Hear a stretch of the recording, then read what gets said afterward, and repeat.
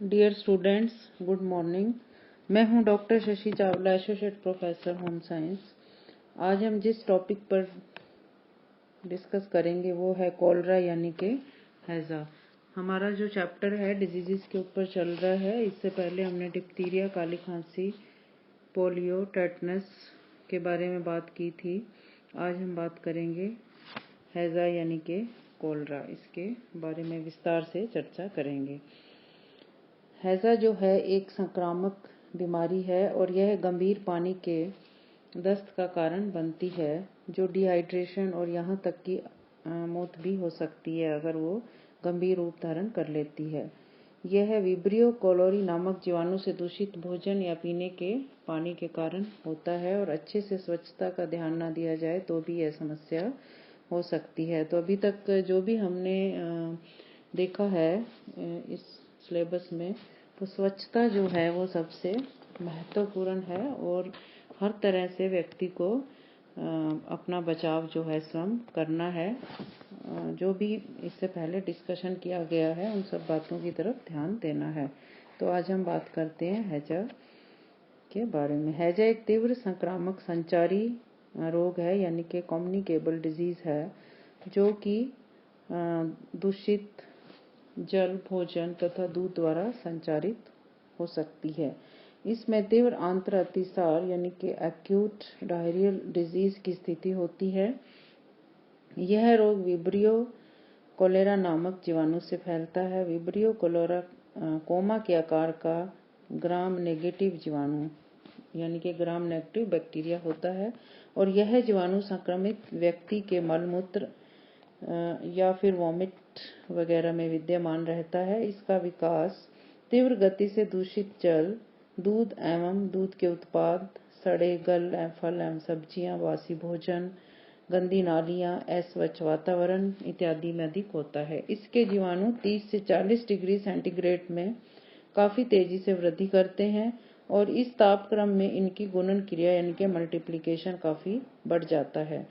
56 degree centigrade पर इसकी क्रियाशीलता नष्ट हो जाती है तथा इसी तापमान पर अगर इसे 20 से 25 मिनट तक उबाला जाए तो ये मर सकते हैं। पानी में ये जीवाणु 1 से 2 सप्ताह तक जीवित रहते हैं, किंतु इसमें इनकी गुणन क्रिया नहीं होती। pH 5 अम्लीय माध्यम यानी कि धूप में सुखाना तथा उच्च तापमान पर ये जीवाणु पूरी तरह से समाप्त हो सकते हैं। हैजा से ग्रसित व्यक्ति को दस्त के साथ साथ वॉमिटिंग वगैरह भी होती है और जो है बहुत पतले दस्त आते हैं, पानी जैसे होने लगते हैं।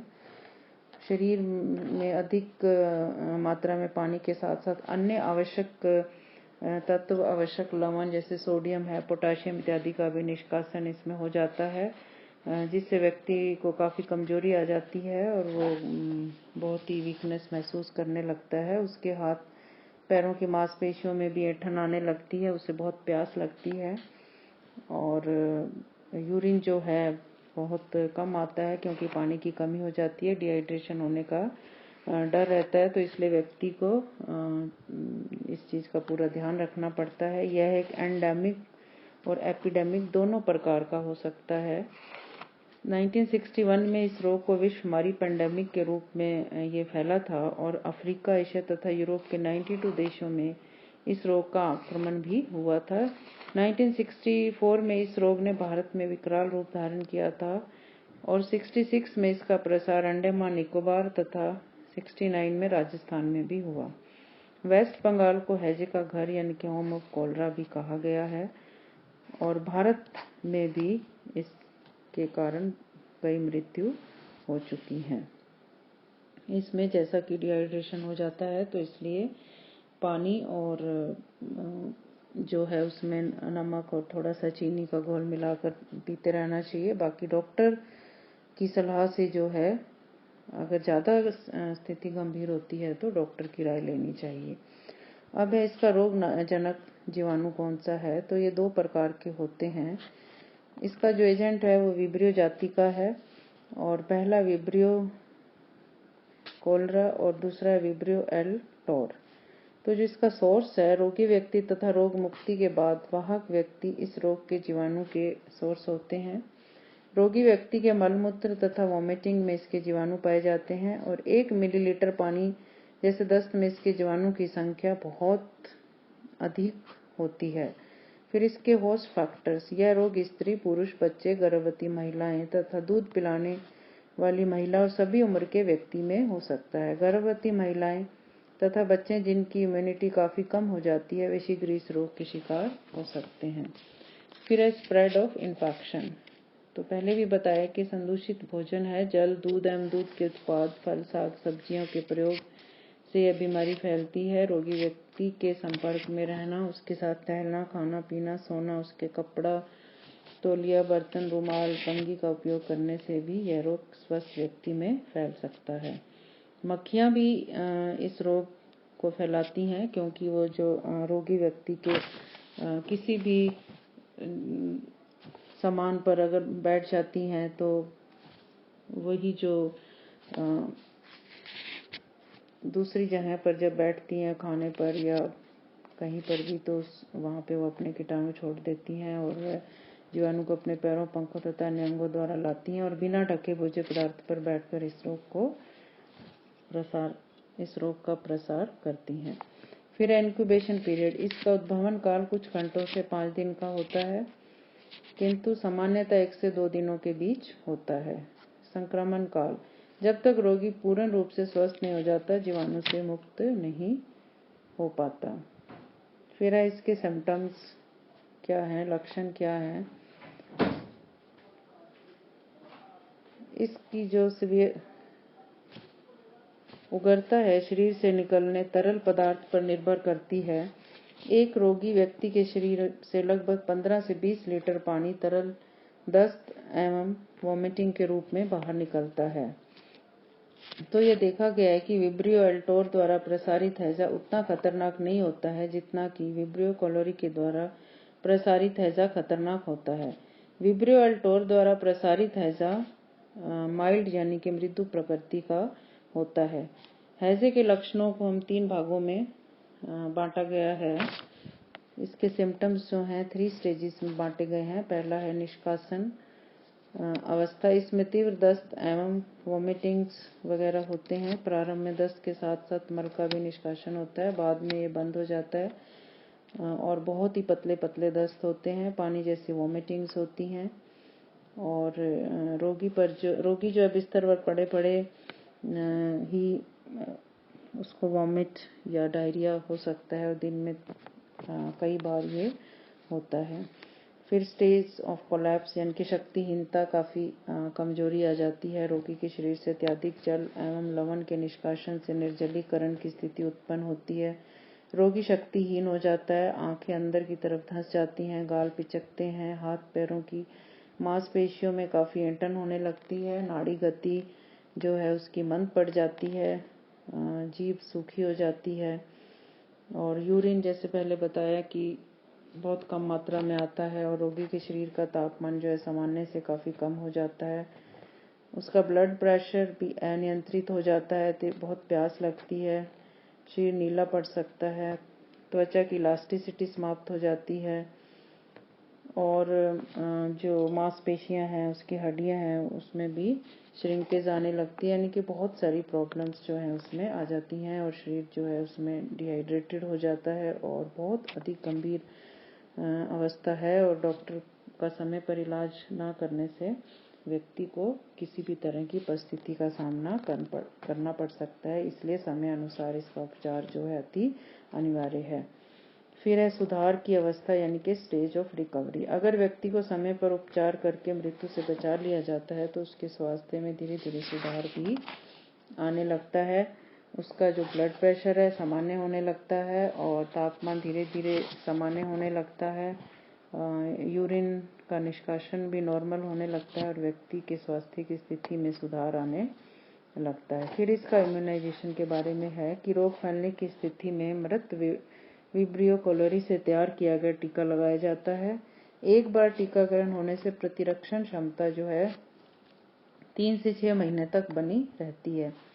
मेले यानी कि क्राउडेड एरियाज, जलसा, त्योहार, सामूहिक भोज इत्यादि के आयोजन से पहले इसके 2 टीके लगाए जाते हैं। पहला टीका 0.5 मिलीलीटर का तथा दूसरा 1 मिलीलीटर का लगाया जाता है और दोनों टीकों में 1 सप्ताह का अंतर होता है। इसे इनोकुलेशन भी कहते हैं। विदेश यात्रा, तीर्थ यात्रा इत्यादि से पहले इसके टीके को लगाना अनिवार्य होता है, क्योंकि जगह का परिवर्तन होने से और खान पान और एटमॉस्फेयर चेंज होने से भी व्यक्ति में समस्याएं इस टाइप की आ जाती हैं। इसलिए इससे पहले जो है ये इंजेक्शन लगवा लेना चाहिए। अंतर्राष्ट्रीय कानून के अंतर्गत इस प्रकार के इनोकुलेशन पर जोर दिया जाता है तथा एक प्रमाण पत्र दिया जाता है। बिना प्रमाण पत्र के किसी भी व्यक्ति को विदेश यात्रा, हज इत्यादि करने की स्वीकृति नहीं दी जाती है।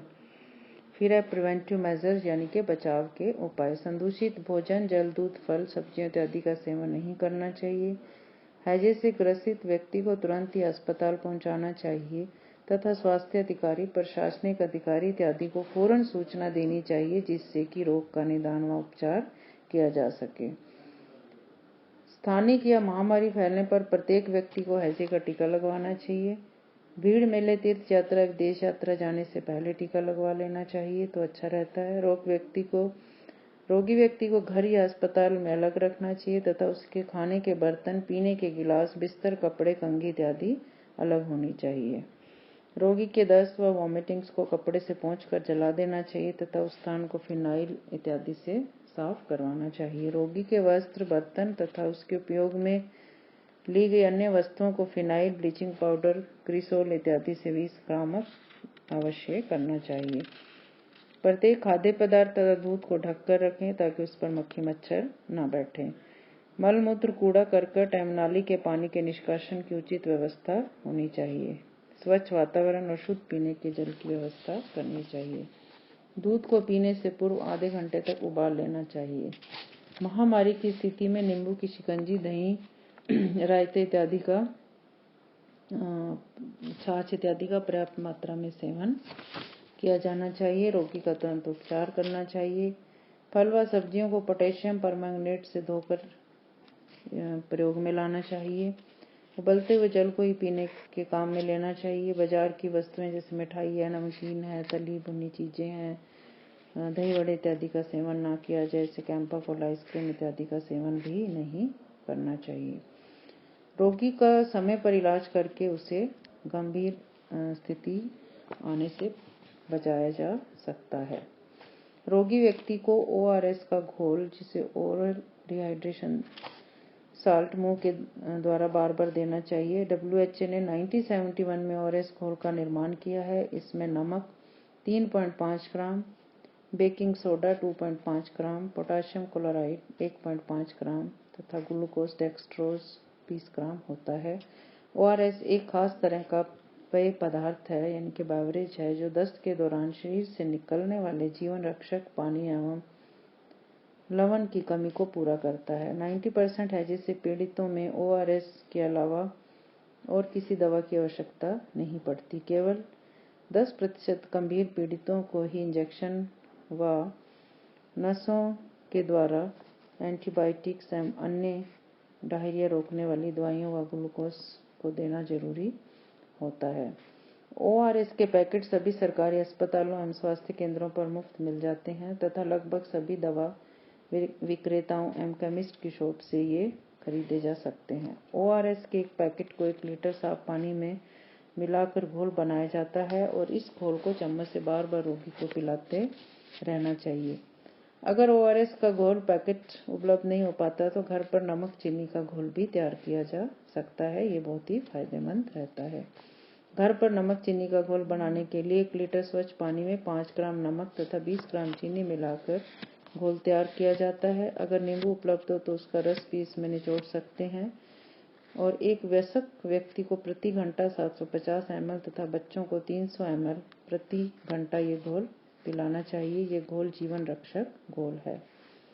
रोग की तीव्रता की स्थिति में जब रोगी मुंह के द्वारा तरल पदार्थ नहीं ले पा रहा होता है तो उसके शिराओं के द्वारा जल एवं लवण की पूर्ति सलाइन चढ़ाकर दी जाती है। इसके लिए विश्व स्वास्थ्य संगठन ने 2 प्रकार के घोल के बारे में प्रस्तावना की है। एक तो है रिंजर्स लैक्टेट घोल और दूसरा है डायरिया ट्रीटमेंट घोल।